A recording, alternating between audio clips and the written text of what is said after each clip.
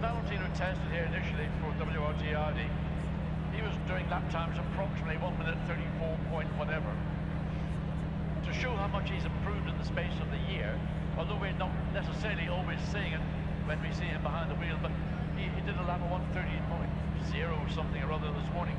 So he's basically found in the space of a year the best part of 3 seconds, which is a significant amount of time for a driver coming into a sport which is diametrically opposite to that of the one that he's been accustomed to make that level of improvement. So it's still a work in progress, and the team were very impressed by his approach and the way that he has delegated his own responsibilities to seeking out information, to use that information to try and improve himself. And he has improved, and the pace has always been pretty good. So let's see what he can do in this final race of sprint races. Right now, Timo Boguslavski, penalty this morning for blocking another car. He will start 20th in a championship to win. He's with Gemma Scott. Timo, obviously it's a big weekend ahead of you. The championship is still to be decided. We're all the way back on the 10th row of the grid. Do you feel that the penalty that you've suffered is fair? Me, like, I was have a misunderstanding, honestly, like qualifying since briefing, because the rules are changing every time, but no one from drivers are changing their lines. So, and I think some honestly stupid penalty, but this place doesn't matter too much. But if they're saying like you need to keep racing speed at the third sector, and the car in front of me like started to slow down, so I also need to slow down to make a gap, and the car behind on me was blocked because of me. So. Yeah, so it's going to be a tough race ahead, and of course the challenge is to peel your way through the traffic now. Yeah, Audi is, let's say, quite faster than us here, so, and yeah, should stop me. We never know, so yeah. Thank you very much. Have a good race. Had to work quite a bit for it. I mean, it's obviously also the new car since this year, so we had to figure out a bit how to work with it and how to get it fast. The Mercedes have been very strong all season. It's been not easy to beat them, but we did a few times, and I think we are where we are. I think we deserve a bit to have these points. We had to work for it, so hopefully we can end it well. We already have 2 championships in a row, so let's try to make it 3. We know Valencia is a good track for the Mercedes, and not so much for the Audi, but we also know we have an evolution from last year. So yeah, let's see how it goes, but I believe if we can just be consistent and just score good points and just do our best, we should be in the mix. So yeah, let's see how it goes, but the goal is definitely to be champion. 3 race wins have gone the way of Timo Boguslavski and Raffaele Marciello this season. Traditionally, they tend to come out on top of race 2, for which Raffaele qualifies. Key to their chances this weekend is going to be the pace of Timo Boguslavski in the qualifying session and how close to the opposition he can stay in the opening stint of the opening race. For Raffaele Marciello then, this is an important weekend. Yeah, let's say they're quite strong now. They showed today like really good speed. That good track for them, I think. So it will not be easy because within the Silver Cup this year, and the 2 young drivers, one French, one Belgian, have been amongst the standouts of what's been an ultra-competitive sprint cup. We have nice cars with us, the sun, nice track. We're having fun in the car, so yeah, we always try to have fun, and I think it's the most important. When you take pleasure in the car, the good times always follow. So I think this is part of the secret. Also, we won the silver championship, so this takes out a bit of pressure. We still play something on the road standing, so we have to be focused and do a good job this weekend. But yeah, silver title, the small pressure went out. We don't have a lot of time to rest, as we saw today in the practice. The lap times are pretty close, so it's going to be close to qualifying. It's going to be very important. Pwede silang bumili ng sasakyan ngayon, ng isang account kasi wala siyang ano? Wala. Lalabas pa siya, pwede niyang bilhin. Gagawin yung stick niya naman, bilhin na lang yan. Qualifying tomorrow morning, and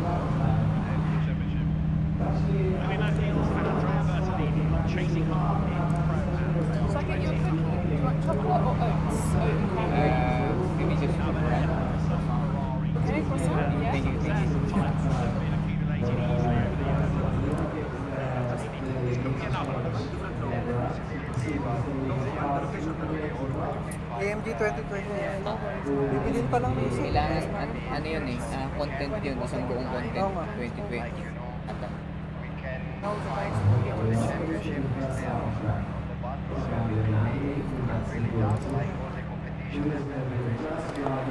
Right, sino yung P1? Pinili mo ba? Sa ba pangalan? Number 1 lang.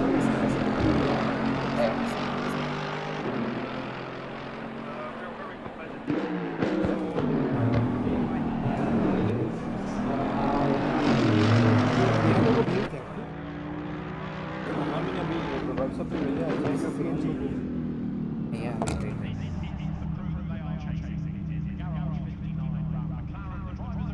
Miguel Ramos and Dean McDonald, and they have enjoyed a really impressive season. Miguel Ramos, hugely experienced, and Dean McDonald has been another standout this season. We are leading. Let's hope that this weekend goes well. But still, it can happen anything. So it's depending on how it goes. The race. If there is any confusion, we are here to win. So let's hope for the best. I think the race will be difficult for passing, so I think qualifying's key. But I think we go into the same gear with the same approach as we have done in the previous runs. And yeah, whatever happens, happens, and give it our all. Now let's just remind ourselves how Sprint Cup within Fanatec GT works. 2 one-hour races, 2 drivers per car. And that means that there is a mandatory pit stop between 25 and 35 minutes of the race. You have to change all 4 wheels and tyres, and if you're in the overall category, there is no minimum pit stop time. There is in Pro-Am 61 seconds. Follow the car that's driving, or? Ayan. Once those driver changes are Who's completed, that one? the car blasts back Ayan. to the circuit. Sorry.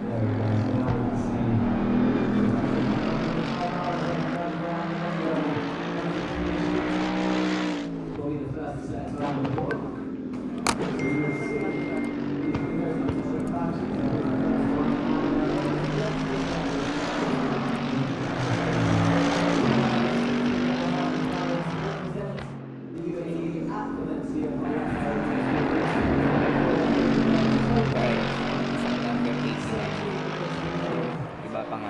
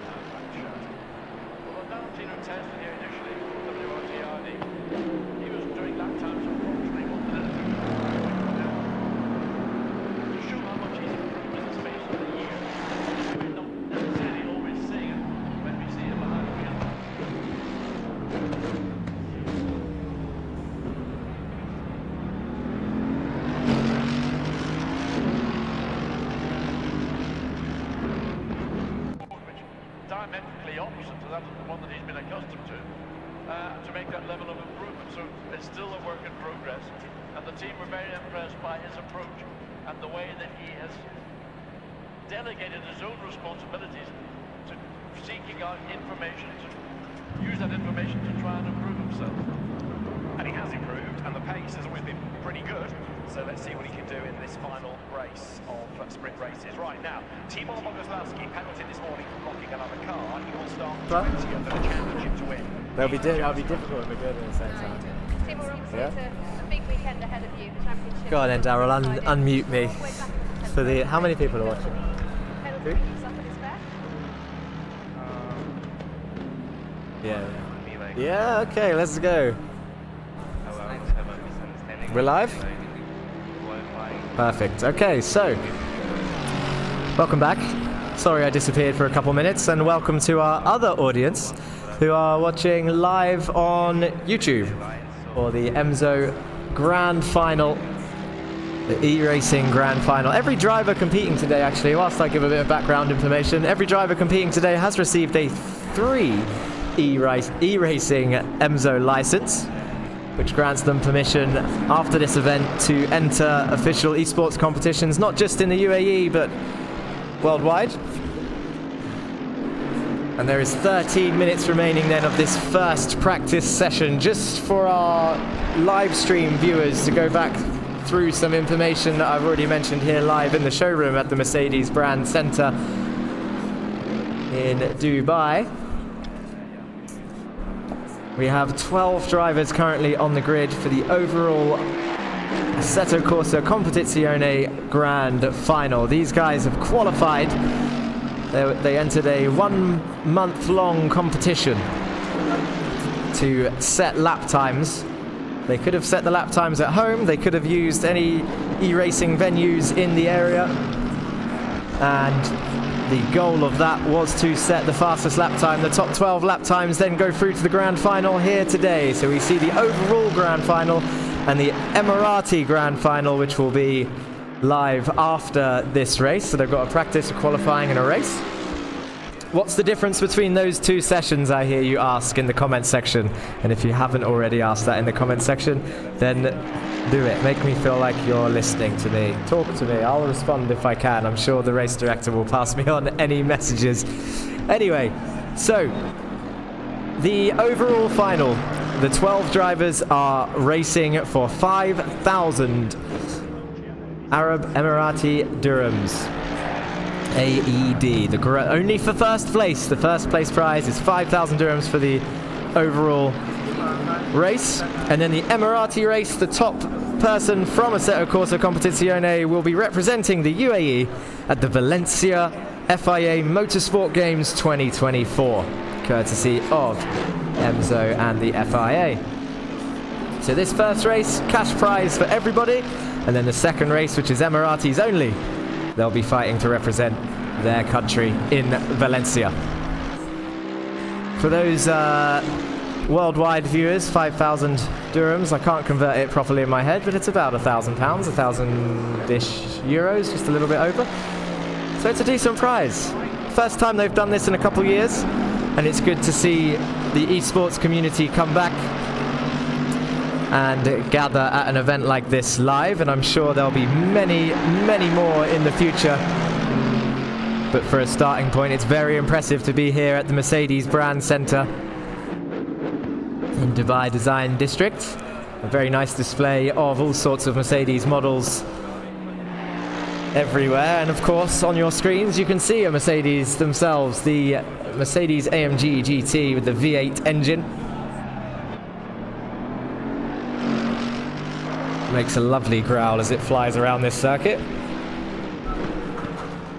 Currently on your screens is Mr. Allen. He's the fastest out in practice so far. The lap times not on the screen for practice, but we will be able to see the lap times they're doing during qualifying. Most of the drivers are now out on track. As mentioned, this 30-minute practice is very crucial for multiple reasons. In the Assetto Corsa Challenge, they are allowed to change their setups. They are open setups, which means they can change all sorts of stuff. Tire pressures, wing angle, downforce, fuel. and it's completely up to the drivers to enter this. No USB sticks or anything like this was allowed in this competition to download their setups. They have to do it from memory. And here live in the venue as we see number 77 go to the top of the times.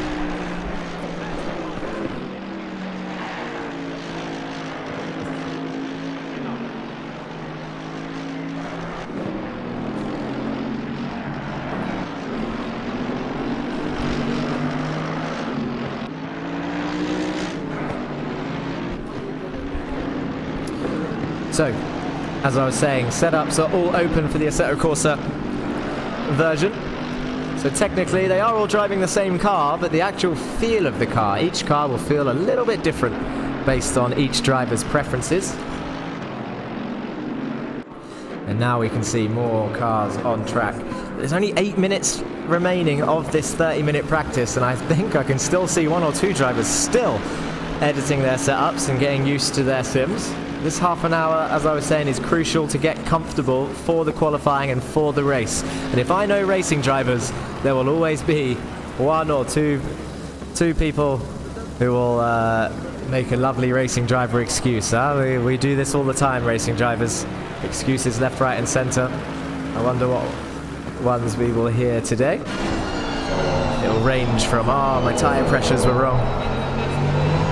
I didn't get comfortable in my simulator, but I'm sure, to be fair, everyone's happy to be here for the grand final. I'm being no pressure, but I'm being filmed now, being filmed here live in the venue, holding 2 microphones, one for the live stream and one for the live audience.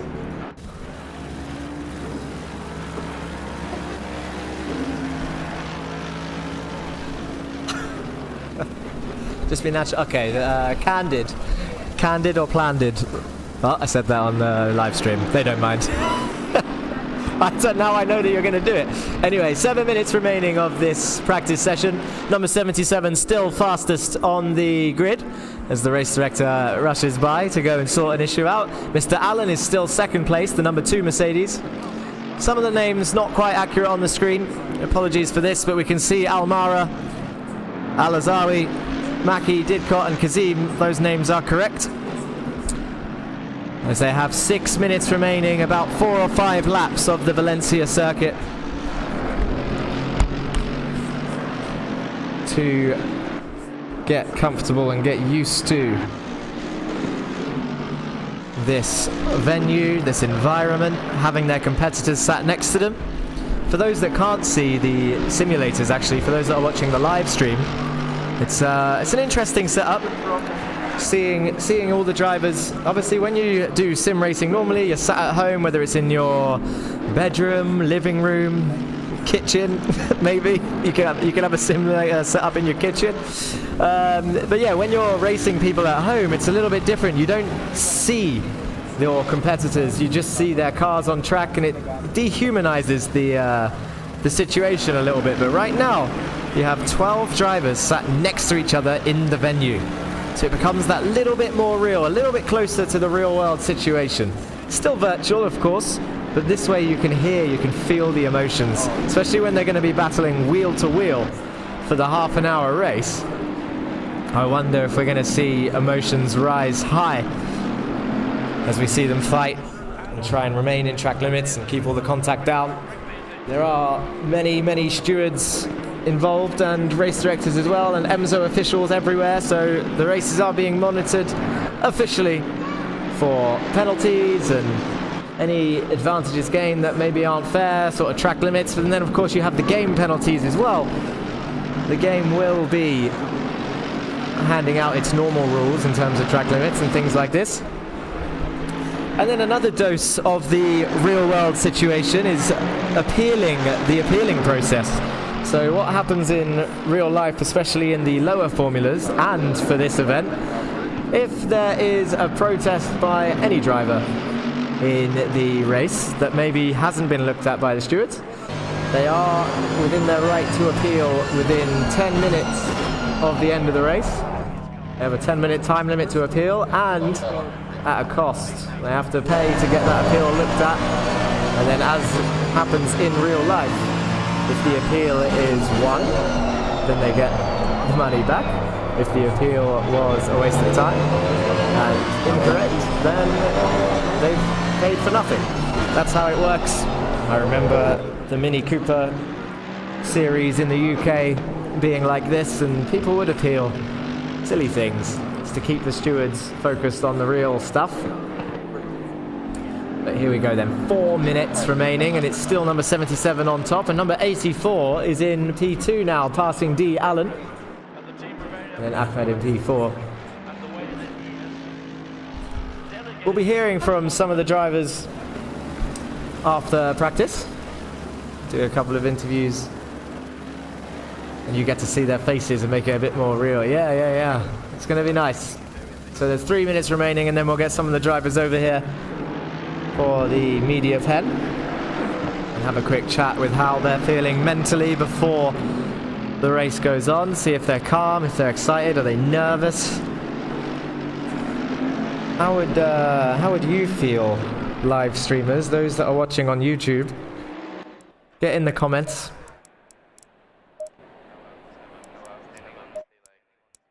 Get in the comments and let me know. Hopefully we can see, definitely during the race, we can see some comments. And is there any questions that you want to ask the drivers? Of course, within reason. Be fair, be kind. Be appropriate, no inappropriate questions.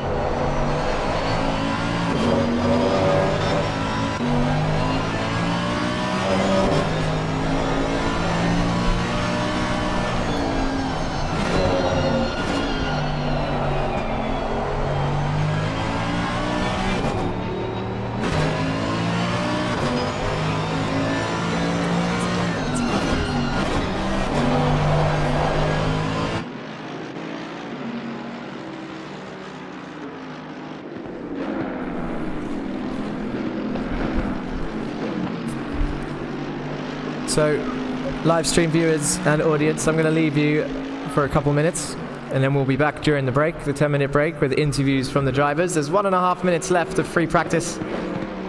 Most of the drivers out there now getting practice in and getting comfortable, and then we'll have a chat with them in the 10-minute break. I'll be back with you soon.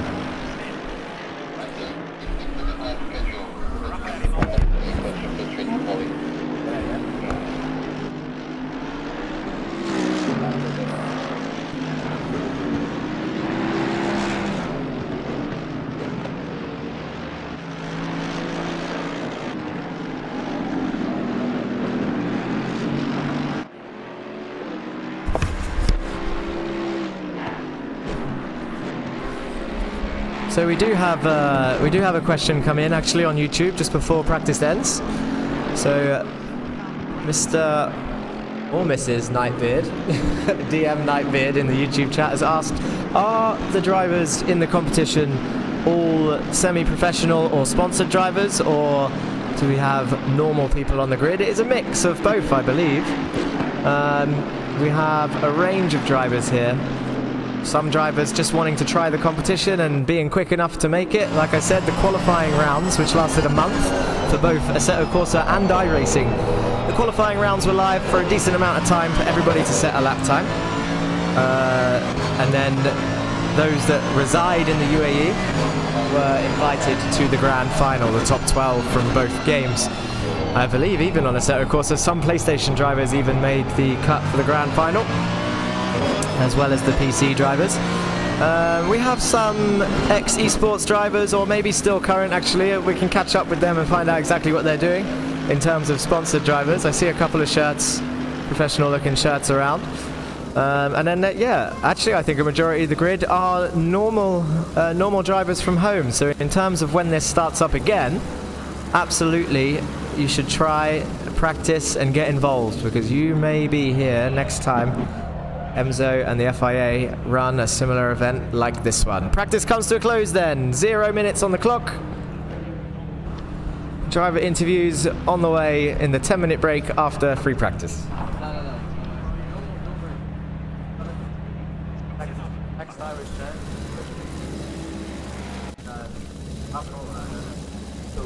Green light, show them what you got. All I was told when they told me this. 10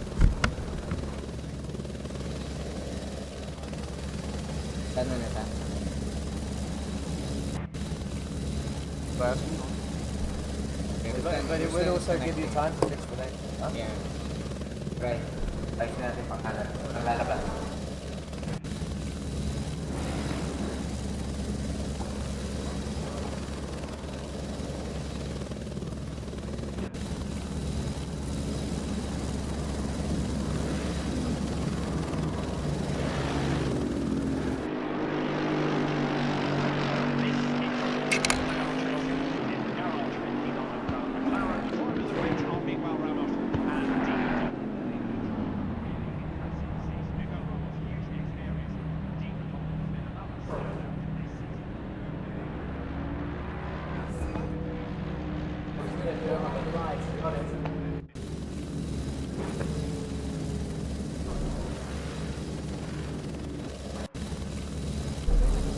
Are you in?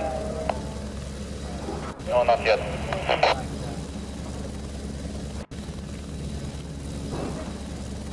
I'll return this to practice session, okay? The race is being recorded on the stream, by the way. Okay, I'll just return this to practice session.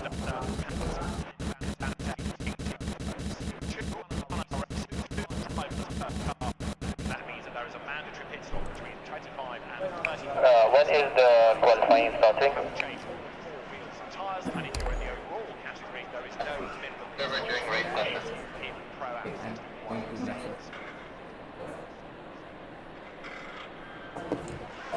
Those driver changes are completed. The car blasts back onto the circuit. The classes, well, there is the overall situation, which is for the pros. Then you've got Silver Cup, and there is Pro-Am, which are all points within those classes. It means that everybody has something quite more this evening. But Am still got a chance of going home, having been on the top step of the podium. This weekend, 26 cars from 6 manufacturers, Audi, Ferrari, Lamborghini, McLaren, Mercedes and Porsche are all on the grid. Panatec GT World Challenge Europe, powered by AWS. The global competition, that is led by Mercedes. Competition, that Audi led by Mercedes. The grid is forming there. The cars make their way forming. The cars make their way around the circuit. It's the sunniest of days, but it's dry. It's the sunniest. The teams are about to do battle in this penultimate 62 racing. Could be no championship overall is decided in this race. Here, number 32 Audi, here, outscored number 32 Audi, Mercedes 5B.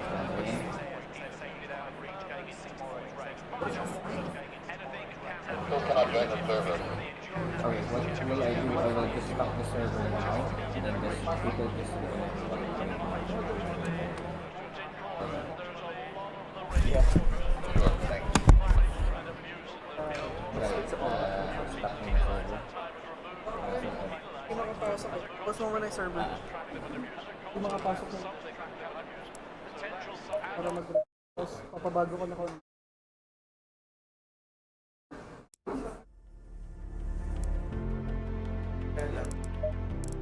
Talaga eh.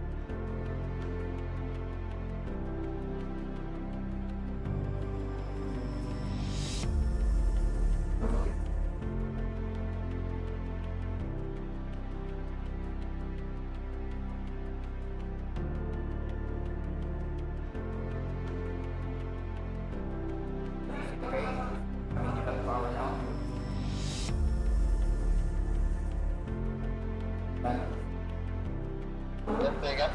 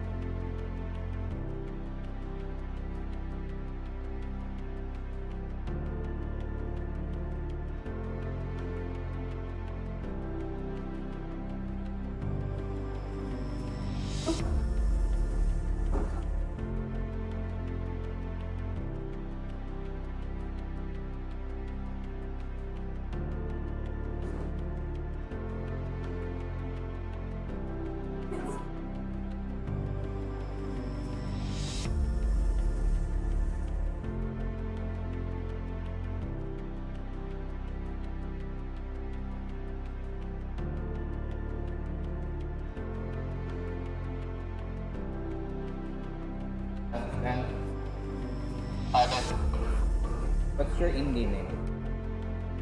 You would.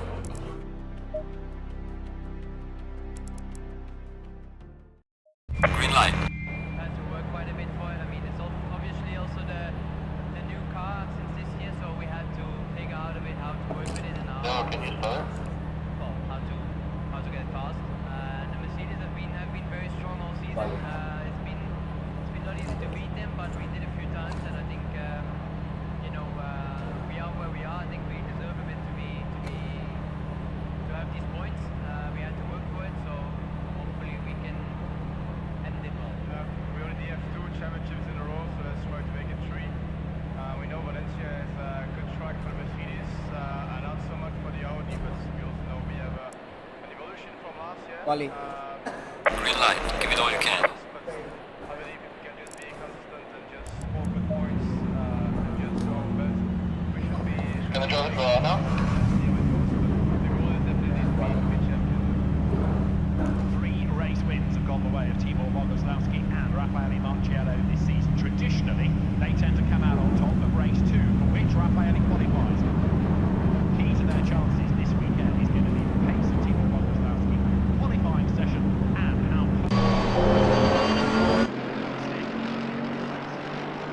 Microphone on.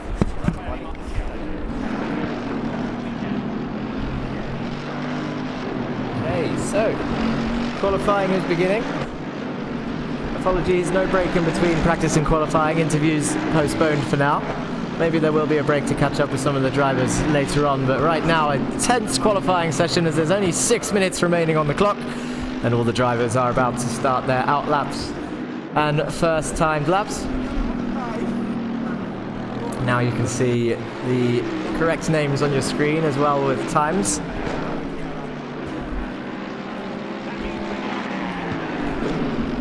You can also see telemetry on the right hand side as well.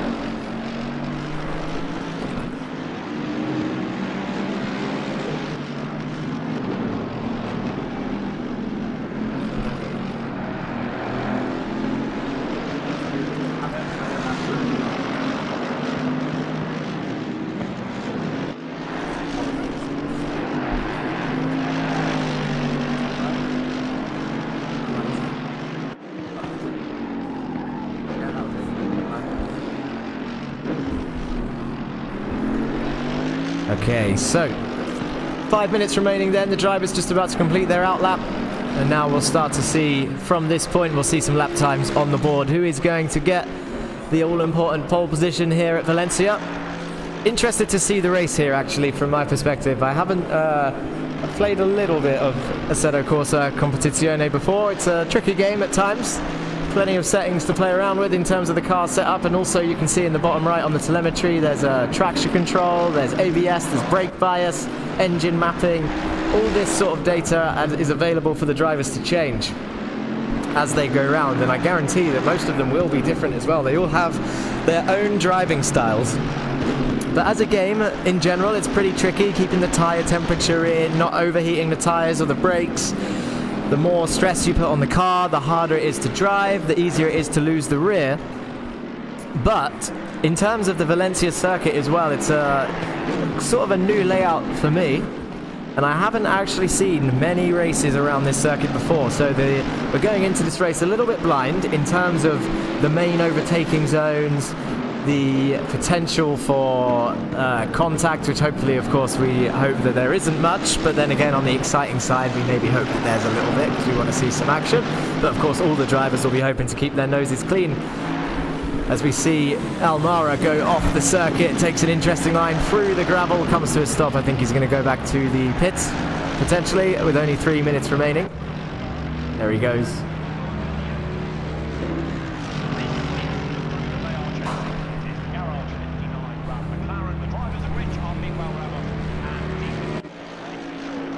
We're on board with Foxhall.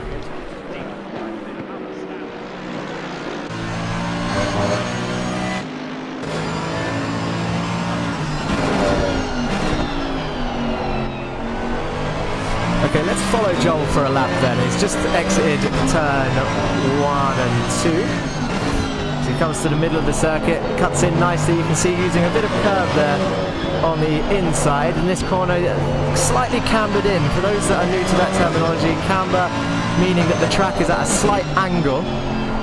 There's two types of camber in racing terms. We have positive and negative camber. Most of the corners here are positive, which means that the track leans in towards the apex of the corner, so you can carry the speed in, and the track itself will actually help you turn in and pull you towards the apex.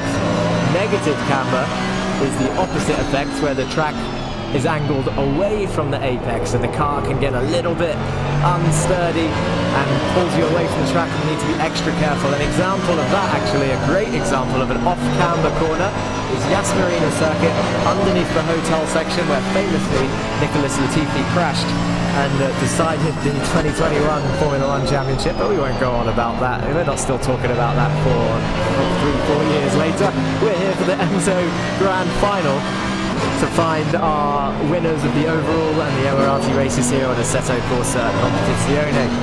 So, an interesting track with a mix of corners. There's some fast cambered corners, there's some hairpins, there's a nice long straight on the main straight, and we are on board with Hassan right now, who is currently the fastest. So this is your pole position driver at the moment with 1.5 minutes remaining. Mr. Hassan Al-Ali is in P2 in the number 1 car. You can see delta times on the track as well, so that is just showing the gap between the cars on the circuit, not between their lap times. The last lap time from Hassan was 1:31.9. He's only done 2 time laps now. This will be his 3rd, and I'm assuming if he can cross the line, he's 3 tenths up right now. If he can cross the line one more time before the timer hits 0, he should get a 4th lap. So only 3 or 4 laps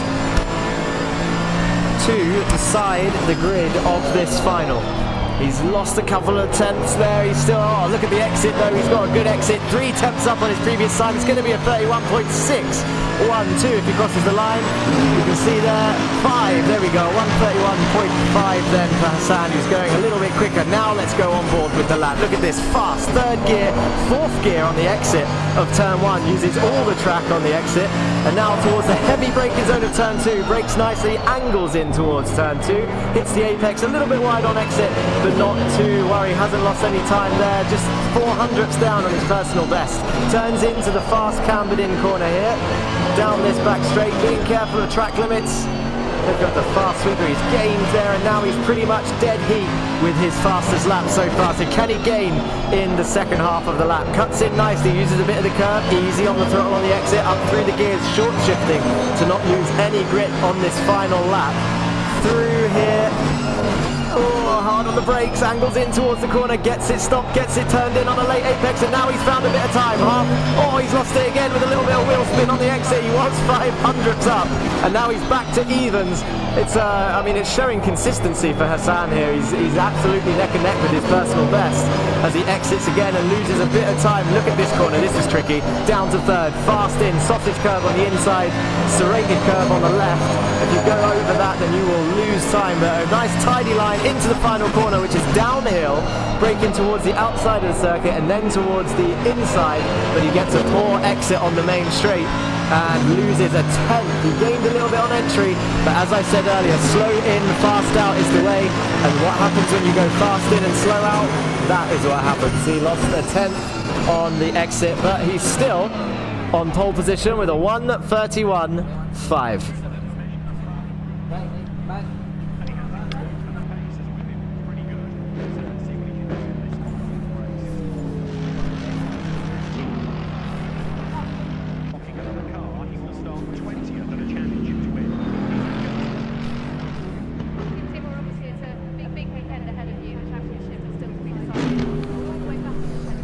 So for stream information, it is Hassan on pole position with a 31.5. Joe Foxhall is in P2 with a 31.8, just 3 tenths behind. Also 3 tenths behind is Mr. Ahmed with a 1:31.9. Al Ali in P4 with a 32.1, half a second off of pole. Didcot in P5, half a second off of pole. Allen in P6, 6 tenths down, nearly 7 tenths off. And then a little bit of a jump down to Suleiman in P7, 1.2 seconds off of pole position. V. Haridas in P8, 1.4 seconds off pole position. Al-Azawi in P9, Thabit in P10, Kazim down in P11. 11 drivers on the grid in the absence of Sultan Khalifa, who should be making it for the Emirati final. You can see the times on the screen. So Joe Foxhall actually fastest in sector 2. But Hassan, a dominant showing, 3 tenths then in the and 4 laps completed with a fastest sector 1 and 3.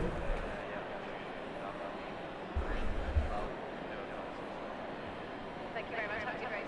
Had to work quite a bit for it. I mean, it's obviously also the new car since this year, so we had to figure out a bit how to work with it and how to get it fast. The Mercedes have been very strong all season. It's been not easy to beat them. And I think we are where we are. I think we deserve a bit to have these points. We had to work for it, so hopefully we can end it well. We already have 2 championships in a row, so let's try to make it 3.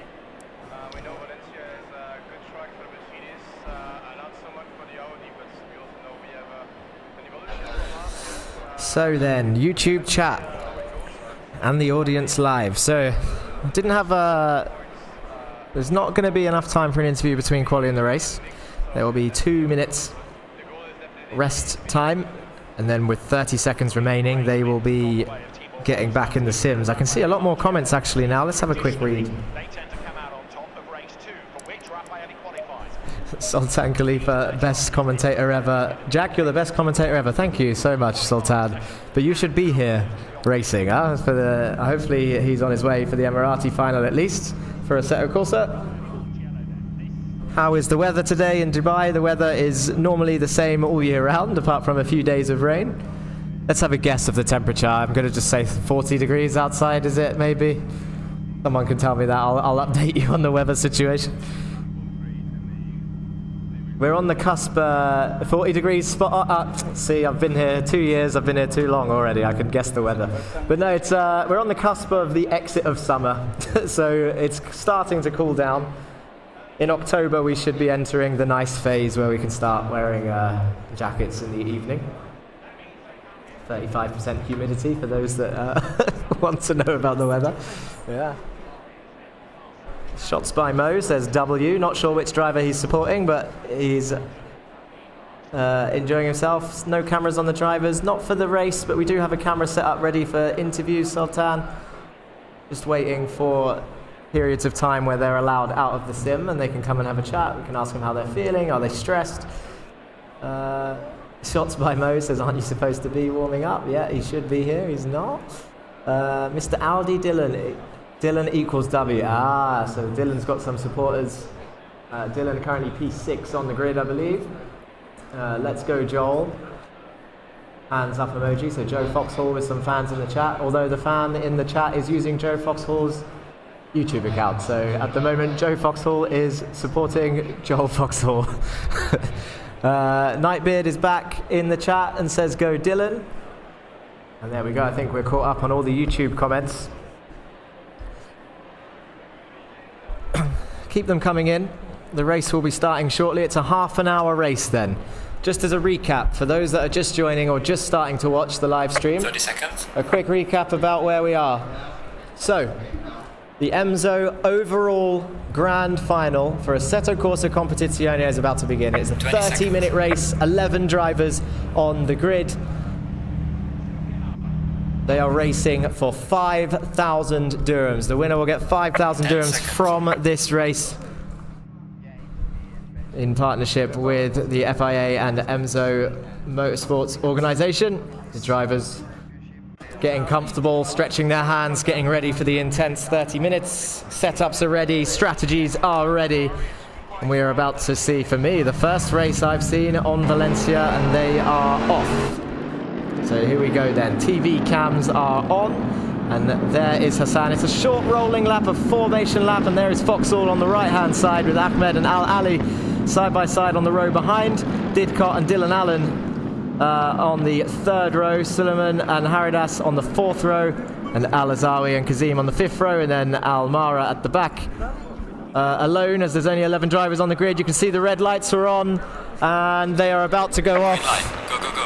And the race is underway then. The green flags are on, and it looks like Hassan has got a good start, but Foxhall shoots down the inside already for the fast right-hander of turn one. It's not really a heavy braking zone, so it's going to be a difficult move, and as suspected, Hassan gets a nice exit down towards turn two, but this is a heavy braking zone. Can Foxhall lunge? No, he can't. Hassan pulls a good 2 car lengths on Foxhall at the start, and side by side in the background is Allen, who moves up into P3 from P6 on the grid. So Dylan Allen equals W, said some people in the chat, and that start is pretty good, but they're still side by side in the background fighting for P3. So Hassan leads, Foxhall in second, but hopefully we can focus on the battle behind for P3 as they are side by side, but I can't see it right now because we're watching the leader. There, and now it's sorted out. It looks like Al Ali has put himself into P3, Alan in P4, and Ahmed in P5. He looks down the inside of Alan, shoots down the inside of Alan for whichever corner this is in the middle of the circuit. Gets a little bit wide on exit, but does hold it. So Ahmed up into P4. Dylan Allen gets demoted to P5, down towards the next right-hander. Single file. All the fighting has sorted itself out on this intense first lap here for this 30-minute race around Valencia. Then Hassan still leads, Foxhall in second. They're pulling away from the train behind, so the top two. Ahmed loses a bit of control through there over the curve. I told you to be careful on that exit, and now Alan is looking to try and get the position Alan back. Can't get it done down to the inside of the final turn. They're going onto the main straight now. Alan runs a little bit wide, loses the rear. And now this is actually giving Al Ali in P3 a little bit of breathing space as they go towards turn 1. So Yusuf Ahmed in P4, Dylan Allen in P5. Runs wide, needs to be careful. Allen there on the game's track limits. Down towards the inside of turn 2, using all the green stuff on the exit. Unsure how strict the game will be, but they need to be careful of in-game penalties because any in-game penalties cannot be undone by the stewards or the race director.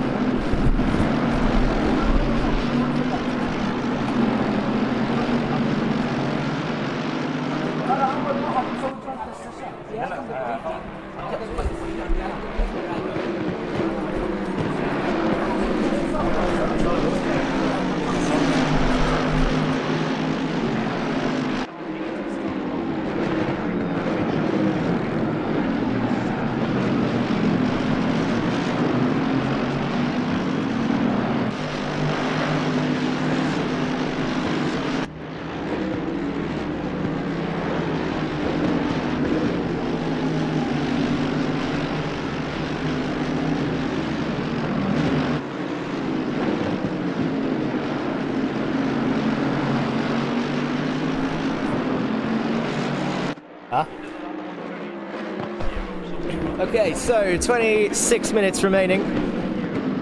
And we still have Hassan in the lead with Foxhall in second place, Al Ali in third, Ahmed in fourth, and Alan holding on to fifth. But this fight for fifth place is still looking intense. Alan is not letting this go. He's looking for the top 4 position. And he's right on the rear of Ahmed in P4. So when is he going to make this move? Alan through the fast right-hander, down towards, through the flat-out left-hander, down towards the final turn.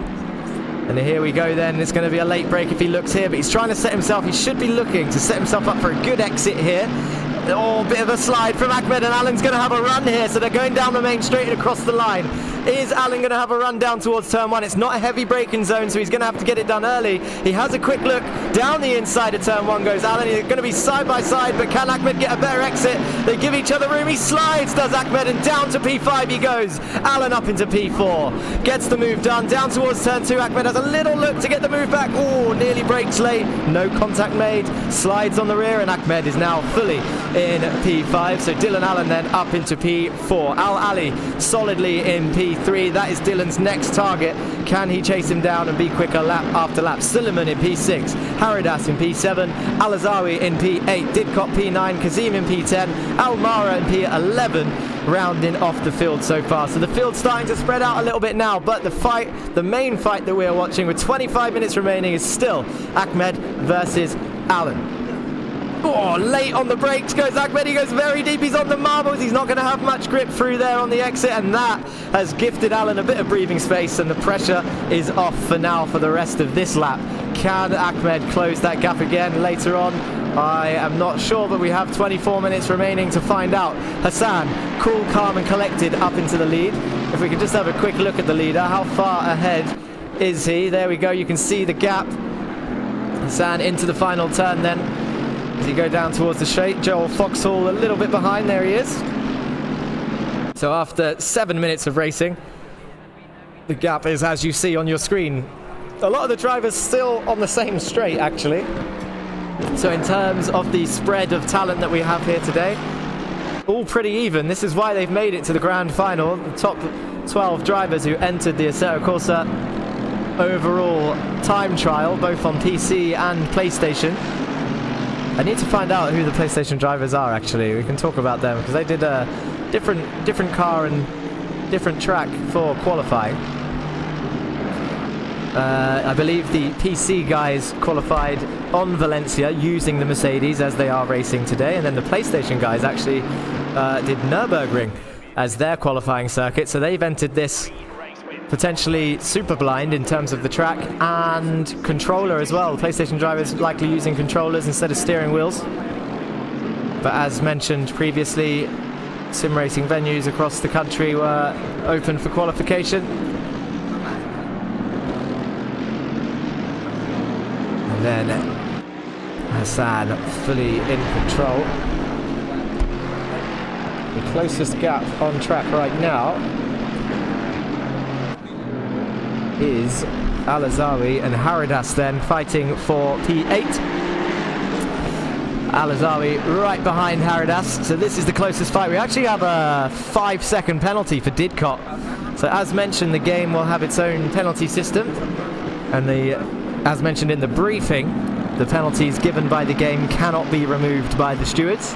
They were all warned about track limits and in-game penalties. If you get one, that is it. So Didcot, 5-second penalty there in P9. But Al-Azawi then chasing down Haridas for P7.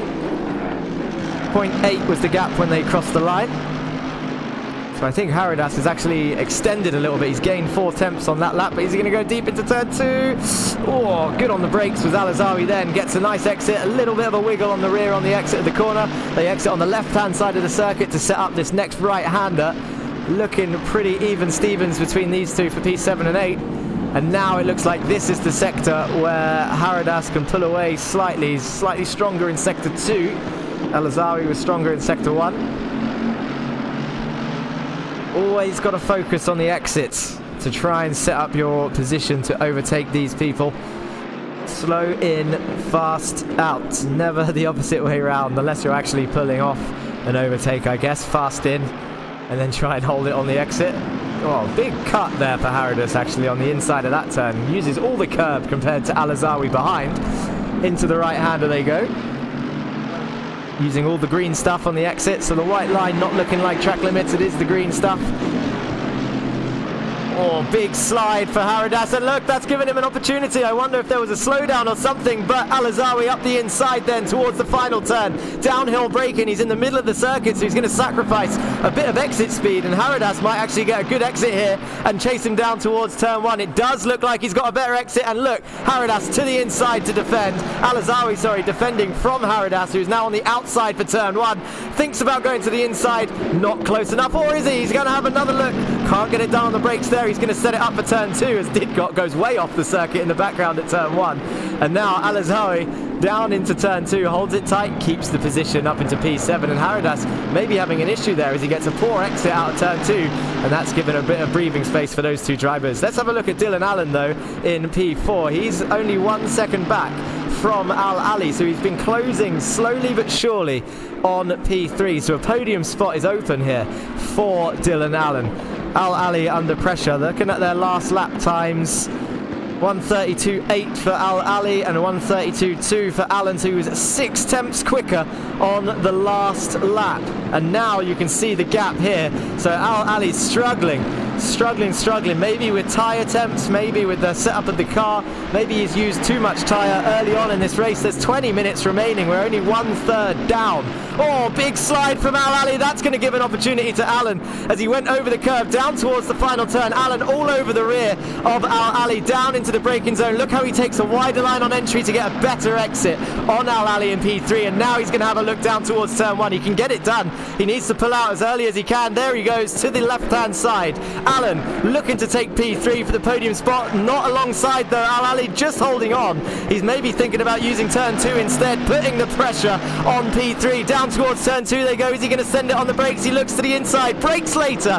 Alan down the inside for P3. Al Ali gets it stopped. And there we go. He's got the move done, but Al Ali's going to look back down the inside of the next turn. They're side by side, looking for P3 and P4 fighting. This is going to give an opportunity to Ahmed in P5, who's now on the tail end of Alan there. Oh, he's spun! Al Ali's spun! Maybe there was contact with Ahmed in the background, but look, he's facing the wrong way and it's over for Al Ali, who was in P3 for the majority of the start of the race, and that has knocked him down to P6. Oh dear, oh dear. Intense fighting. There's another fight in the background. It's Haradas and Didcot. Didcot having a 5-second penalty, but he still needs to try and fight his way up as much as he can. Al-Azawi also involved in this fight. So this is 7th, 8th and 9th as they go towards the left-hander, and Didcot round the outside. He's going to have a look. He brakes later in the sky liveried Mercedes machine. Tries to get a cutback. Can't get it done. Haradas holds on to P7. And then now looking at Al-Azawi, who's trying to take advantage. He goes down the inside of Didcot. He does. That was a sneaky move last minute. Al-Azawi moves up into P9 then. And Didcot will be moved down to... Al-Azawi up into P8, Didcot down to P9, also with a 5-second penalty. So if Kazim can close the gap, get within 5 seconds, he's going to lose another position. Al-Azawi down the inside of the final turn. Haradas sees him coming, tries to get a better exit. You see how he set up that wider line again, just as we saw earlier with Alan, to try and get a better exit out of the final turn. They've got a long straight now and defends, does Al-Azawi to the inside, but now Haradas is going to look around the outside of turn 1. It's a fast left-hander. Oh, he turns in, but look at the positioning of Al-Azawi's car. He's done very well there to hold on to that. Al-Azawi then P7, Haradas down into P9 as Didcot made it through. A bit of contact, Didcot goes wide, and Haradas back into P8. Al-Azawi holds on to P7, and he's got a bit of breathing room because those two had a little bit of a fight. Hassan still leads, Foxhall still in P2, Dylan in P3, 6 seconds behind.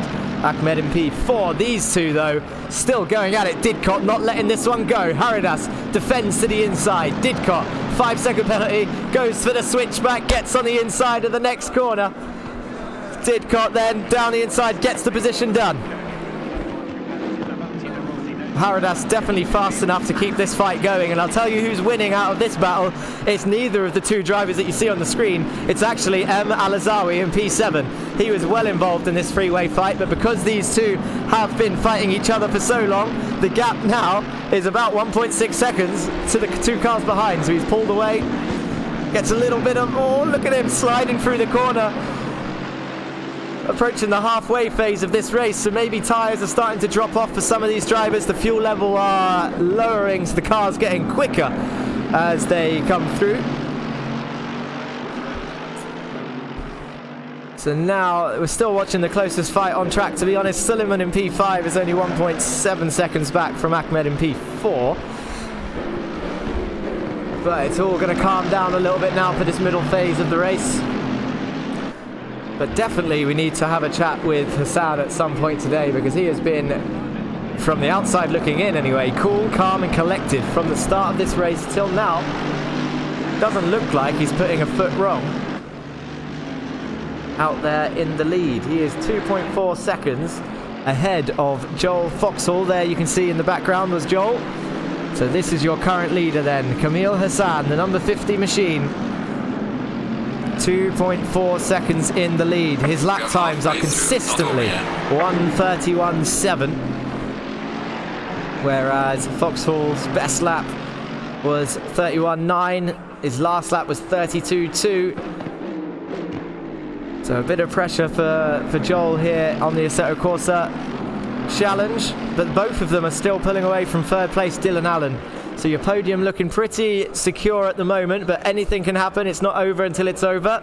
14 minutes remaining, and Ahmed in P4 has got a drive-through penalty from the game.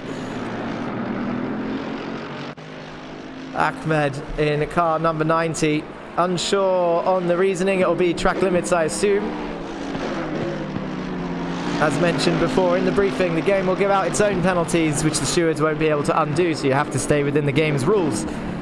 if you're track extending or cutting corners. And there's another time penalty actually for Haridas. Drive-through penalty is DT. That was a question from YouTube. There you go. So Ahmed, as mentioned for the YouTube chat, DT stands for drive-through. I'll see if I can find out the exact reason for these. So we've got Didcot and Haridas with 5-second penalties. And for some reason Ahmed did not get 5 seconds. He got a drive-through. So I wonder if it's a different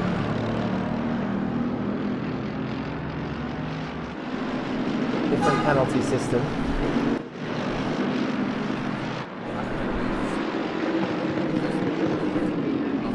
So this is a replay of the... So this was a 5-second penalty for contact, I believe, for Haridas when he made contact with Didcot.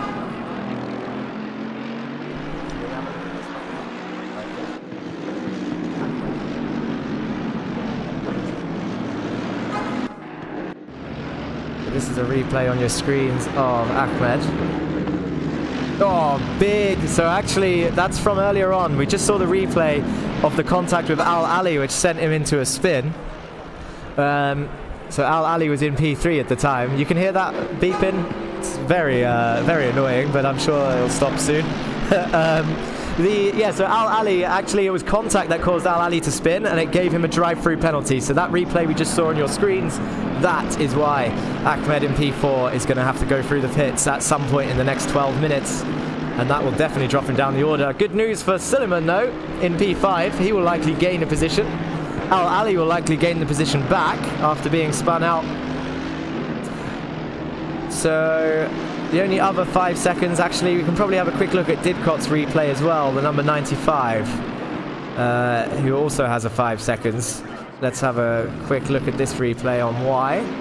Is it contact again? Oh, 3 wide into turn 1. Oh, yeah, so it is contact. The game race director system looking pretty good. So he pushed one of the cars wide into turn 1. That's why you got a 5-second penalty.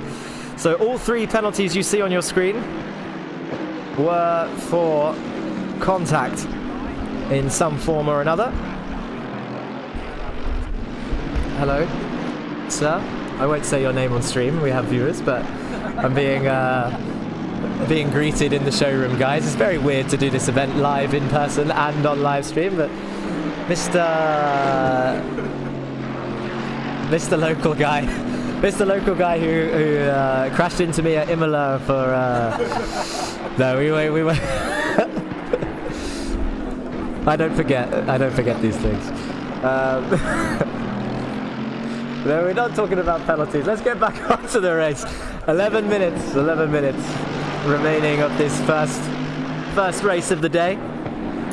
So coming up, just as a reminder then, whilst the race has settled down and the gaps are spreading out, a reminder for everyone in the showroom and in the live stream on the format of today. So right now we're watching the first race of the day for the Emso Grand Final. It's starting to get busy here in the Mercedes Brand Centre, which is of course also an AMG coffee house where you can grab yourself refreshments and food. So sorry to those of you that are at home that don't get to enjoy it, but at least you're here with us sharing the atmosphere. The rest of the day then, this is the ACC overall final where any nationality can compete as long as they are a resident of the UAE and they're fighting for 5,000 AED. The winner will get that prize. Hassan looking secure unless he makes a mistake in the next 10 minutes. The following race will also be on ACC, but it will be an Emirati only final. Still 12 drivers. Sultan Khalifa I think I have seen in the area, so he has made it for the Emirati final. And that final is not fighting for a cash prize, but the winner of the Emirati final will represent the UAE in the FIA Motorsport Games final in Valencia in October. So they're fighting to represent the country. After that, it's not done there, so hopefully you stick around for the day. This is a full day event. We have the iRacing final. We haven't spoke much about the iRacing final yet, as we've been focusing on the current race. But we have ACC now and iRacing later in the same style, where 12 drivers competed in a time trial. And there will be an overall final again where the winner will get 5,000 cash, and the Emirati final, the winner will represent UAE in the Valencia final. So the prizes are the same. There's 2 races. Actually no, there's 4 races. Yes. There are 4 races later on iRacing because we're not going to do half an hour stints. We're going to do a 15-minute race, I believe, followed by a second 15-minute race with a reverse top 6. So if there is, for example, whoever gets pole position leads the first race, they get crashed into maybe, and they drop down to P6, actually the second race gives them another chance because they get to start the second race in pole position. So it's going to be an interesting one for iRacing. They're going to be racing F4 cars around Okayama, the Japanese circuit. For the older motorsport fans, you might know it as Circuit Aida for F1. But yeah, it's going to be an interesting race indeed. And the F4 cars are going to be fixed, so the setups are not able to be changed. Everyone will be driving the same car, so it's purely based on skill. I'm being looked at by 3 guys. You want an interview? If you were quick enough to be part of the grand final, I'd interview you, but you missed it, huh? Funny you mentioned that. So I will be, for those watching live, I'm going to be not commentating on the iRacing overall final. And my colleague Sarah will be introduced. She will speak to you throughout that half an hour race. Reason being is I can't commentate and race at the same time. So I will be in the iRacing final, scared for my life. But back to this then. 7 minutes remaining for this first race. We have, I'm just going to have a quick catch up on the chat. I'll have a quick read through. I can see a lot of comments coming in. Let's see.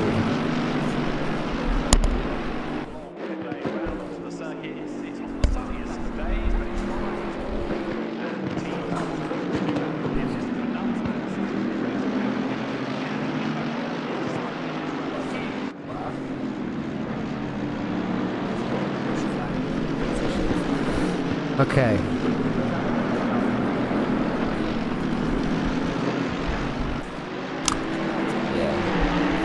I'm just going to go, again, whilst we've got some downtime, I'm going to go catch up with all of the chats just to give you all a bit of screen time. So we have Throttle Malu says, go Foxhall go, who's currently in P2, and then Nightbeard. A lot of support for Dylan Allen today, and actually he's, in terms of this race, provided the most action so far, I think, after dropping down to 5th and then back up to P3. Are the drivers able to use the racing line during the competition, says Omar. Yes, actually, assists are fully allowed. And again, it depends on the comfortability and how you feel. For example, traction control and ABS. If you want to use the full assist, you can, but realistically, some of the drivers know that it's not as quick, so they will take the risk and turn it down a little bit. And more Dylan support. What happened? There is a fight on the stage. No, that's okay. It's all good. Everyone's happy in racing. Lots of support for Dylan, says Sarah. Oh, that's you. Great move, says Throttle, Mr. Audi. In Dylan, I trust. Hassan, number 1. Yeah, Hassan is on fire in the lead. Oh, Ahmed says Jack is on fire as well. Thank you. Good luck. Indeed. What is DT? We answered that one. It's drive-through. Foxhall has to pick up the pace, says Throttle Malu. Full attack fire emojis. Still supporting Joe Foxhall there. We had another DT question after. So the penalty points is for iRacing only. We'll talk about that for the iRacing ones. So we saw the replays of the Assetto Corsa race. 3 penalties have been given out. It's all for contact. iRacing will have a different scenario. I'll go through that later. This is nice. You get to chat with Sarah in the comments. I get to catch up. Can you show the gaps between the positions? Yeah, the Assetto Corsa is seemingly a little bit limited on the replay. I can tell you the gaps between the positions, but for some reason it's not showing it on the leaderboard. But I'll go through that for you now. Warrior says, my boy Hassan on fire. Come on, Dylan. Dylan is cooking. Drive-through pens are given out for corner cut, says Mr. Audi. Yes, but we watched the replay of specifically the drive-through penalty this time, and it was actually a really hard hit for Al Ali, which caused him to spin, which I think gave out the drive-through. The other 2 5-second ones were for light contact. I think it was a difference between light and heavy. Thank you for that, Sarah. I'll catch up with chat again soon. Let's go through the gaps for the guy that asked. So, Hassan is now 5 seconds in the lead with 4 minutes remaining. In fact, I'll go through it. Could you just move? I know it will block a little bit of the screen, but could you move that window onto the screen? This one. just to have a quick look at the gaps for you. So now you can visually see it. This will be on the live stream or no? Ah, no, you can't see it. I'll have to read it out. You can move it back then. You can show? No, it doesn't show the gaps. It's fine. I'll read them out. So Foxhall 5 seconds behind then, and looking unlikely. There you go. You can see some of the gaps there from Hassan's point of view. If we scroll through the drivers, it can show it, maybe, but then it's going to show back markers as well. I'll just read it. It's fine. 5 seconds between your top two. 14 seconds back is Dylan, who's not quite on the pace of the top two, but solidly in P3 at the moment. Al Ali is back into P4, 3 seconds back. Suleiman in P5 is another 6 seconds back, and then Didcot is actually only 1 second back from Suleiman, so that is the closest fight. In fact, we'll go on board. There we go, so there you go, it's the closest fight right now. 1 second back is Didcot on Suleiman. Al-Azawi is 8 seconds back in P7, and then 7 seconds back is Ahmed in P8 after serving the drive-through. So he's dropped from P4 to P8 after serving his penalty. Al-Mara is at 26 seconds back in P9. Kazim is 13 seconds back in P10, and Haridas is now down in P11.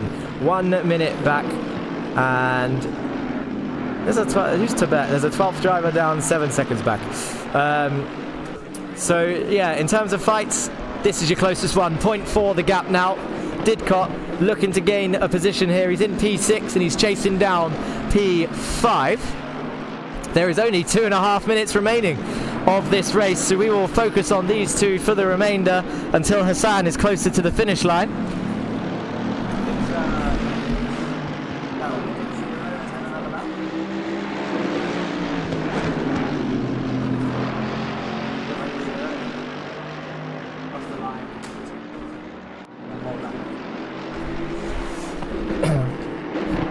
So then, Didcot, where's he going to make this move? Remember, he's got a 5 second penalty, so actually it might be in... This is me with my logical head on now. I'm thinking about this logically. If I was Suleiman and I had faith that I could stay within 5 seconds of Didcot, I'd probably let him pass. But these guys are racers, as they both go wide on the exit there. These guys are racers. They're going to continue to fight. But if Didcot gains his position, he needs to pull out a 5 second lead to be able to keep the position, I believe, because he has a 5 second penalty.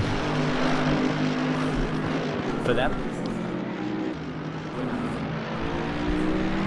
I think we had another question about the prize money. Just the winner will get prize money. So Hassan, solidly in position, setting fastest lap after fastest lap, looking to take home the ACC 5K prize today. Podium ceremony will be later on in the day, way after all of the races have been complete. This is race event number 1 out of 4. The ACC overall, shortly followed by the ACC Emirati final.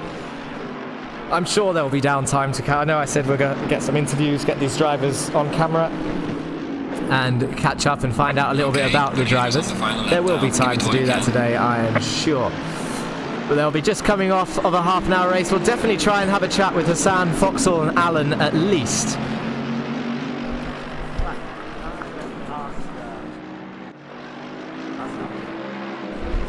So we're now on the last lap, as we still see Didcot trying to get through.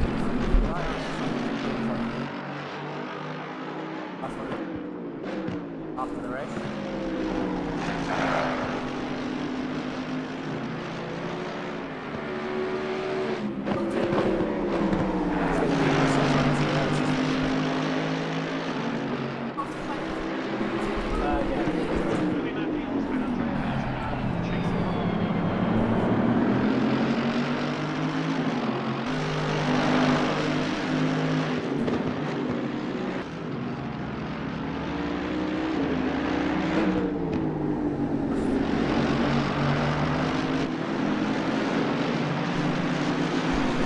So, timer has hit 0 then.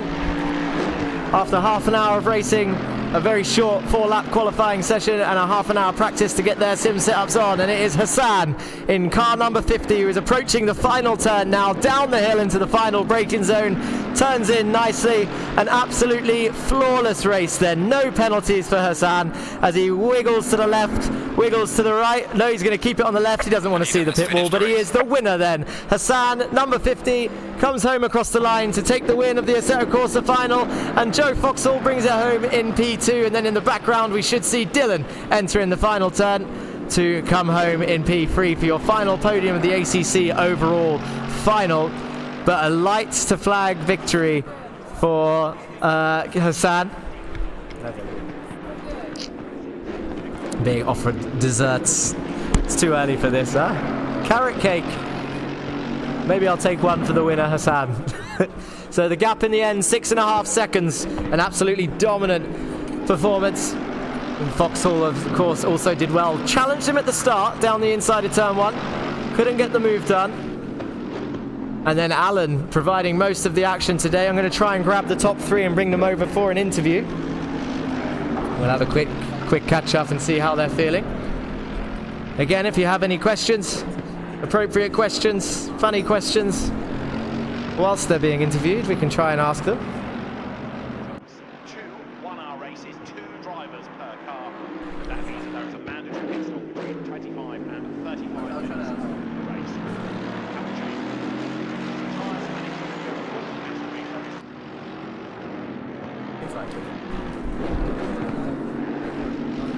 Harder? So harder or lighter?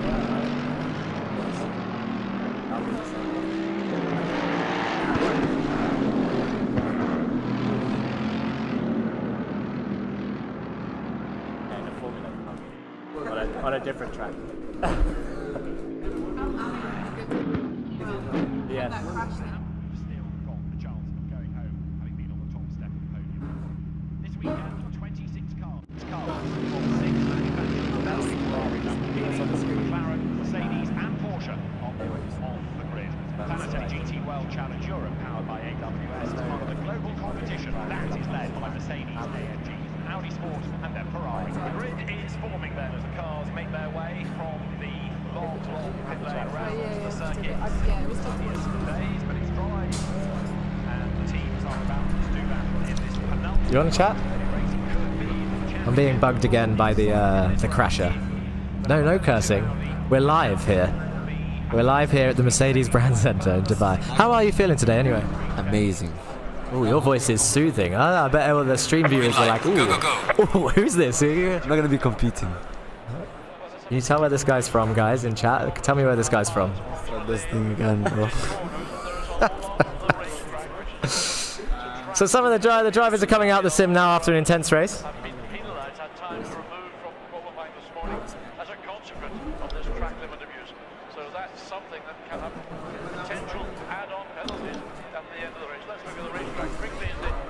So let's see if I can call. The stream is still on?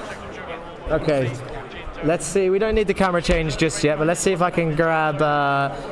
let's go for Al Ali first, please. Guys, if I can just ask you to move, I need Al Ali to stand on the 2 AMG spots. And let's have a check of the camera. Wave to the camera. Yeah. So we have... Let's see if I can move this microphone. We have Al Ali here. Hi. Say hello. Hi. So Al Ali had a bit of an intense race, huh?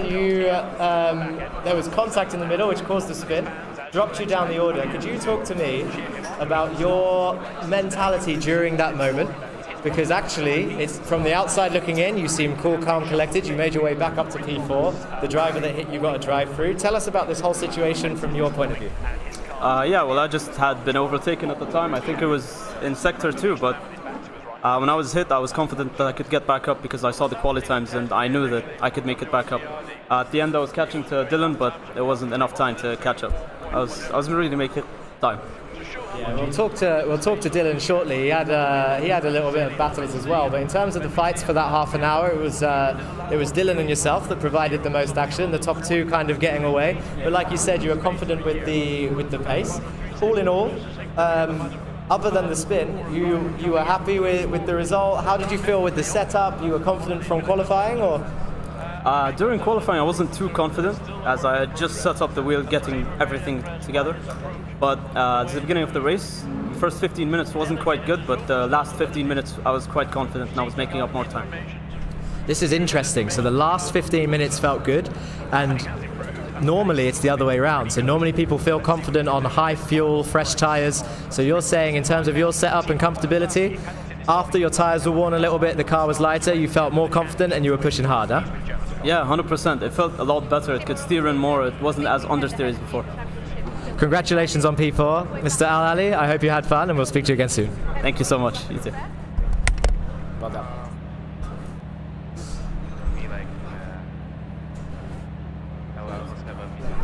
Okay, so if you could, so we needed height measurements for these markers. If you could stand back, that's fine. There we go. Dylan's taller than me, guys. I feel intimidated. But this is Mr. Allen then, provided the most action today on track. Can you talk us through? I'm not going to ask too many questions about this because you were up the order, you were fighting. Out of everyone, you had the most battles on track. How did you feel during those moments? Was it stressful? Were you confident you could get to P3 after dropping to P5? Tell us about your race, start to finish. Honestly, yeah, there was a little bit of stress involved. That's racing, but I was always confident I could get a P3. I think coming into the race, I was maybe hoping for a top 5, but once I got here once through quali, I knew I had the pace. I just couldn't find the right lap. But it was a great race overall, and I'm happy I got P3. When I was in P5, I knew I could get it because I was just trying to conserve my tyres, so I was quicker in the last few laps, which thankfully worked out for me, but yeah, it was a great race. And tell us about the mindset of overtaking drivers like this on this level with track limits so strict at times. There was a lot of people going wide at turn 1, for example. A few penalties were given out for contact in terms of the game. Was you worried about track limits at all, or the contact when you were fighting wheel to wheel, or you were confident you could keep it clean and bring it home? I knew that track limits was going to play a factor at Valencia. It's something that you really have to worry about. So I kind of just focused on trying to keep my track limits to a minimum. I knew that other drivers would also struggle with it. I struggled with it a lot in practice. However, I managed to keep it to 2 warnings, which came in the same lap annoyingly. So I was just trying to keep it slow, and thankfully the other drivers got the track limit warnings and drive-throughs when they were a little bit quicker than me towards the end. So they weren't able to catch me, and I managed to keep the position. Well, congratulations, Dylan, and you look still so refreshed after effectively an hour or something in the sim and the tense fight, but congratulations on P3. It was nice to meet you. Do you want to say goodbye to the audience? Thank you very much. Goodbye. Thank you, Dylan. We'll speak to you soon. So, second place driver... Not second place driver? Let's bring Joel in, just let's complete the podium. So, Joel Foxhall, nice to meet you. So you're even taller. We need to. No, it's fine. It's fine. So Joel, P2 in the end. Confident though with pace on both games. You're high up in terms of the qualifying sessions previous, but then had a look to the inside of Hassan in turn 1. In hindsight, tell me your mindset at that moment. Like, obviously now that the race is done, do you think you should have waited for turn 2, or you thought the move was on at turn 1 and was he just too quick? Or tell us about your race. Well, I think definitely was a case if I was going up the inside, it would have been definitely very risky. I think it probably would have gone, or possibly could have gone wrong if I did look for the inside. It's a fast left-hander. I wasn't really far enough alongside to really justify space. So it was more, I want to back out early and just maintain P2. I didn't want to lose out to P3 by getting sandwiched. And yeah, I think it was just a consistency thing. P1, I couldn't launch an attack. I was a little bit slow on the first sort of 5 minutes where I was going a bit off track. I got an early off track as well, which obviously wasn't ideal. And my tyres were kind of cooking throughout the race. I had sort of a 10-minute period trying to get my tyres back into a window where I could then launch an attack. But it came to a point where I was maybe 10, 15 minutes left of the race. There's maybe a 4-second, 3-second gap, and I realised there's nothing I could do really. My tyres were finished by the end of it, so I definitely thought, you know, if I didn't have these mistakes early on, maybe it was a different story, but that's kind of how it goes, and I couldn't push the tyres more than they could take, so I kind of had to settle for P2. So. But overall, happy with the P2 for this one. You have iRacing later on in the F4 cars. It's a boost to be this high up. Obviously, in the next race you would want one position more, of course. But how are you feeling for later on as well? Definitely feeling hot. I bought a spare shirt, so maybe I'll change into that for the break. But it definitely gives me the confidence. I know that I've been trying a lot harder with iRacing. I haven't been putting as much effort with the ACC, so I definitely think in terms of position-wise, iRacing was definitely where I was focused. So P2, I'm happy with that. I definitely didn't expect it. Maybe sort of P3 at best.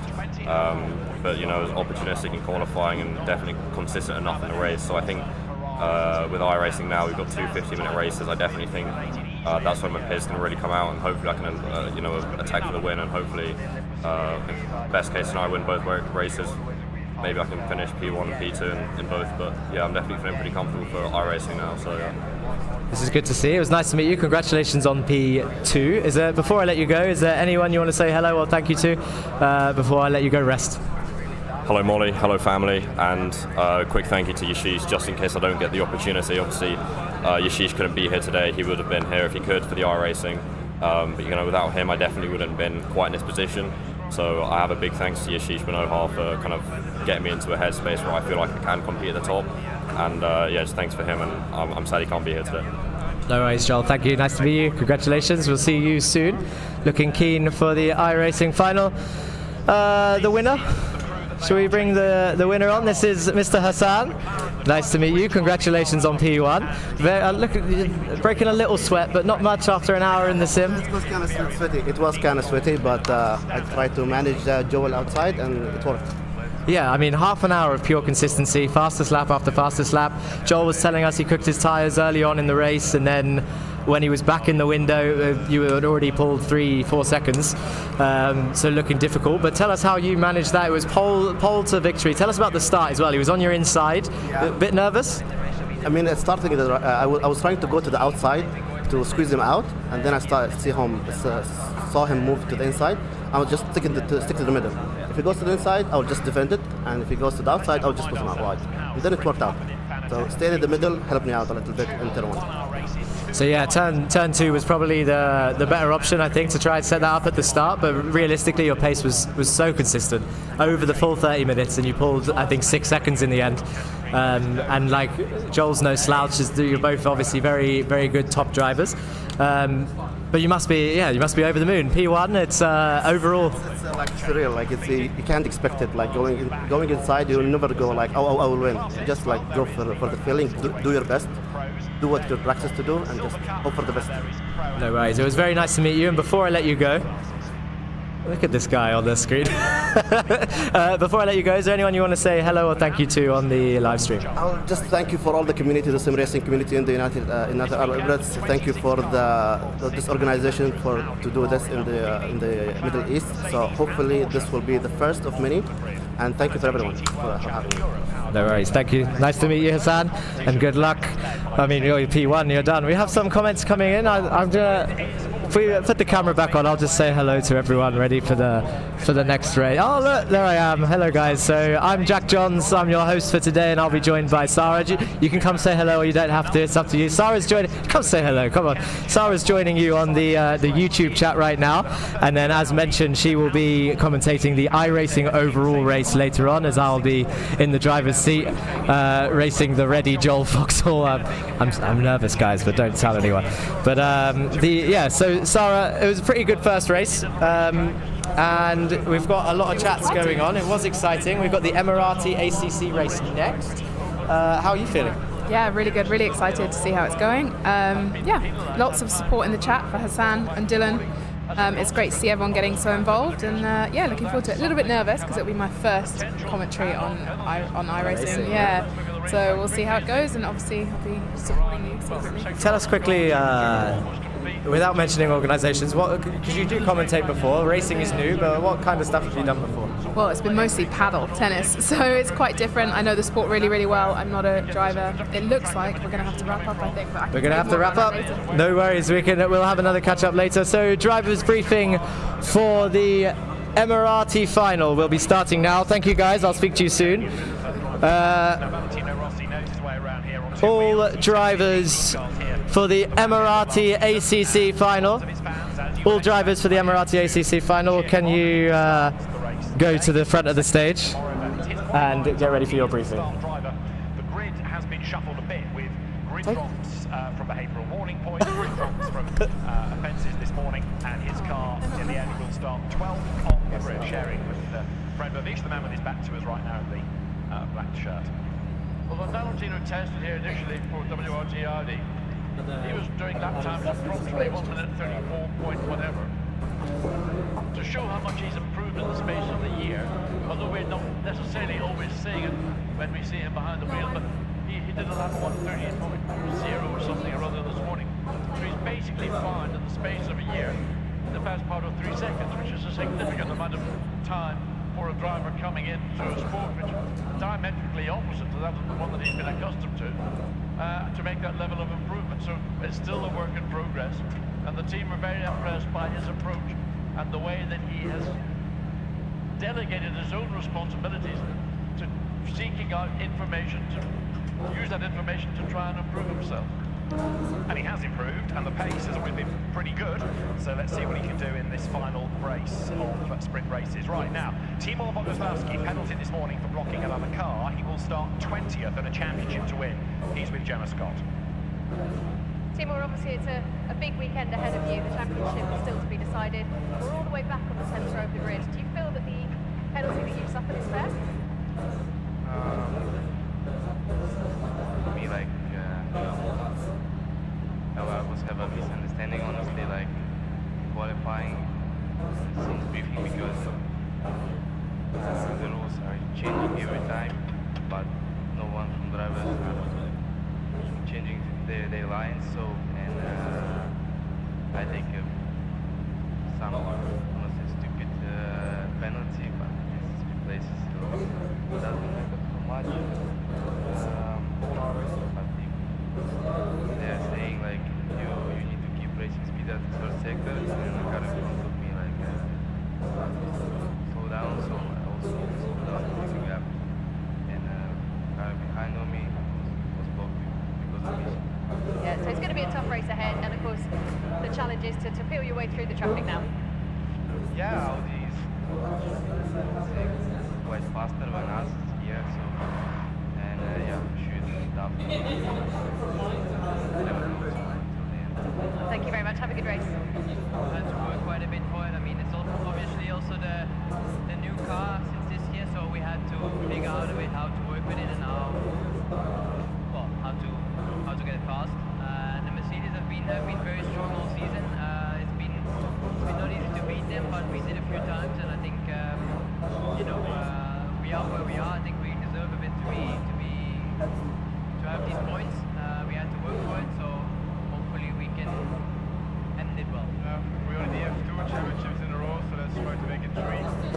We know Valencia is a good track for the Mercedes, and not so much for the Audi, but we also know we have an evolution from last year. So yeah, let's see how it goes.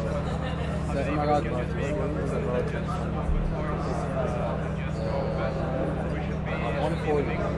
Oh yeah. The goal is definitely to be champion. Yeah. 3 race wins have gone the way of Timur Boguslavski and Raffaele Marciello. Traditionally, they tend to come out on top of race 2, for which Raffaele qualifies.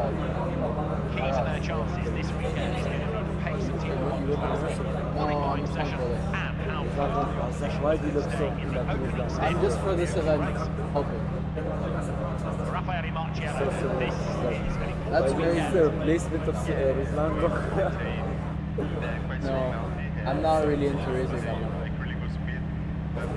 Just here for the vibe, bro. No, he asked me because they need a helping hand. But to be honest, the officials haven't come with me. So, are you racing? Early July, Fasano, Silver Cup wrapped up in favour of Pierre-Alexandre and that means they come here with no pressure and are looking for a second outright win of the season. Ferrari has been the class act within the Silver Cup this year. Yeah, now to be the best, you usually have to have no driving no speed. Amongst the standouts of what's been an ultra-competitive sprint cup. I could have qualified for this because I got 10 minutes. Yeah. I couldn't be asked. You have to be really like... You guys have jobs, yeah, but they really took time out of the game. Really put a lot of hours into it. I put 10-15 minutes. Also, I think this is part of the secret. Also, we won the Silver Championship, so at least they got a bit of pressure. We still play something on the world standing, so we have to be focused and do I mean, this race was more interesting than actually Formula 1. Yeah, when you're in person, it's very nice. No, not even that, it's just the whole. Today in the free practice, the lap times are pretty close, so Because I saw mainly watch Formula 1 a couple times, bro. I slept. I think it's maybe if the game given like a plus 5 seconds, they can appeal for like for what? I don't know if it's the in-game penalties, maybe. Louis Machiels and Andrea Bertolini on chasing maybe because after the race they give a penalty and they have time for it to appeal for it. So usually they always get denied. Because they won't do an appeal just for no reason. How much is it to get an appeal? I don't know. Daryl, just sign this for me. I'm gonna use this as a mortgage. Sorry, I can't talk to you. So busy. We're running up 5 minutes behind schedule. That's fair enough. It's not that bad. It's not the worst. Ah, we didn't do the random draw. Okay, can you keep this up? Okay. Random draw. Huh? I don't think he has a mic with us. Random draw.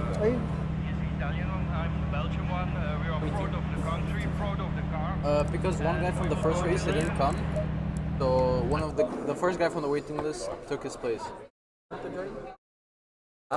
Give me a simulator right now, I'll put the time. Let me put the time. 10 minutes, give me 10 minutes, I'll put the time, trust me. It'll take you 10 minutes to open up the simulator. 10 minutes I'll qualify for yes.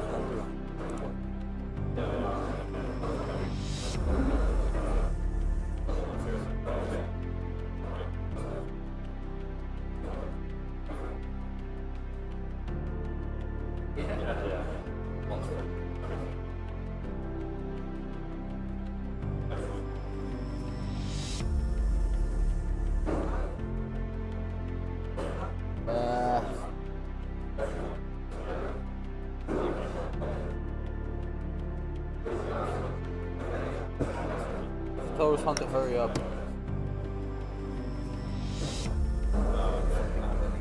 Yeah. So 30 minutes practice.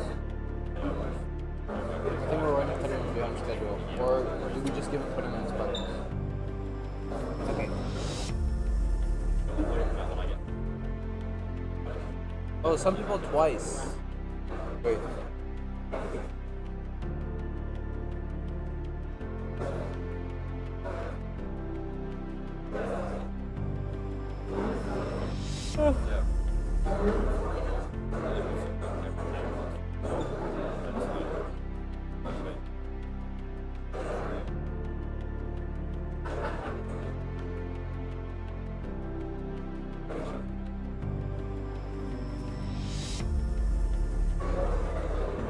You have the signed form? Completed form, okay. That's it. Yeah, yes. So Saeed al-Zahabi is actually participating instead of him. You can bring it there. You can bring it. You can bring. And then just give it back to Orwa. To who? Orwa. No, the double shifting PC. I would have been 56 when I finished. Be safe. I don't want to get a point for you then maybe, but like 55.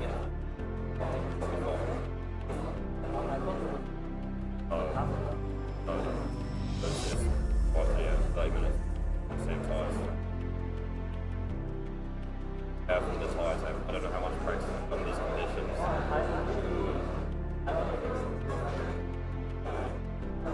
Oh, really? So pretty good. I raced it twice. I know you have green lights. Oh, really?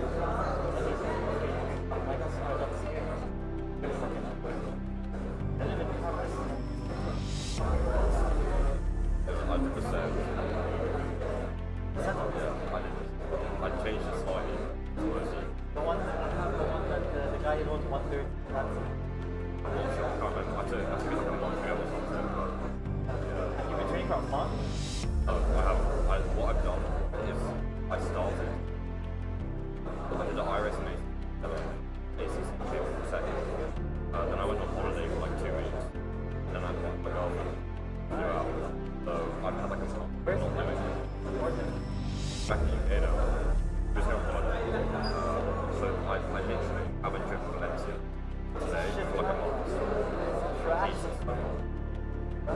10 minutes.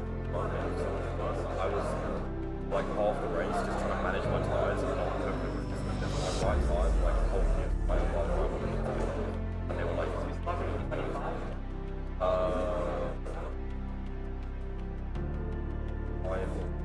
24s just build up and up throughout the races. Make your race right. And your penalties. No. Racing this one. Pwede ba kayong magbigay sa kanila ng, for example, mga 5 minutes lang before practice para maayos na nila yung configuration nila? Kasi nangyari yung issue nun sa kanina kasi na-late siya mag-ayos ng configuration kasi kailangan niyang bumili ko siya. So, wala siyang... like, I mean, ano ba dito, bago niya i-start, pag ayusin na natin siya. Kasi ang dami pa nila din binabago pa ito may back na. Pwede yun. Dito pa lang tirahin. Oo, yan. Ito, Brian. Oo. Ayan, di ba? Ilang 50, MR? taas mo ng mga... Then I mean, pwede bang bigyan yung 5 minutes? Na niya. Kasi kanina, diretso start na sila ng ano. Ang dami pre! Ang dami ng gustong gawin sa kanya eh. Kaya siya na late na eh. Ang dami ng gustong gawin eh.